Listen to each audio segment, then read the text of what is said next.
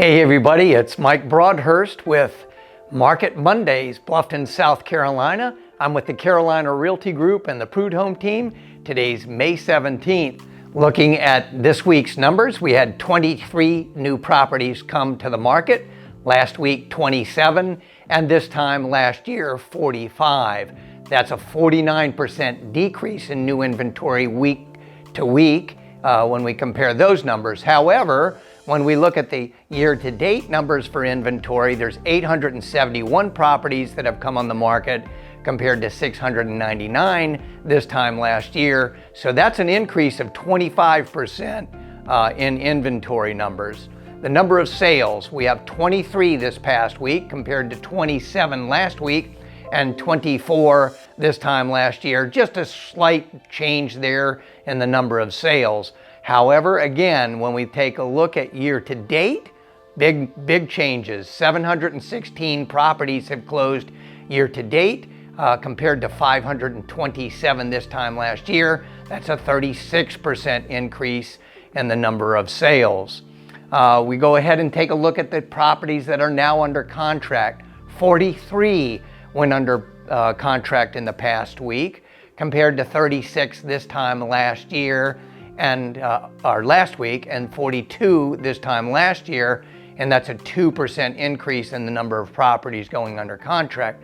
But again, if we take a look at the year-to-date figures, very big change. 933 properties have come on the market, or have gone under contract so far this year compared to 563 this time last year. That's a whopping 66% increase in the number of properties that have gone under contract.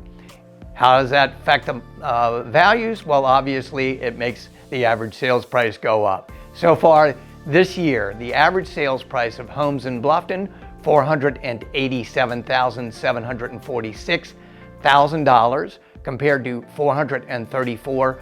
$231,000 this time last year. That is an increase of 12% in the average sales price. And finally, our cumulative days on market.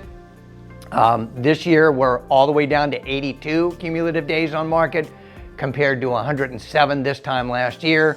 That means a 23% decline in the time that properties are taking to sell. Just to kind of go over the numbers here and close out where we are, we just continue on this path of lots of activity, shortage of inventory. Yes, inventory is up slightly, or not even slightly, it's up about 25% since last year. But the number of sales are up 36%, and as you saw before, the number of pending transactions up 66%. So you can expect very much the market to continue in the coming weeks.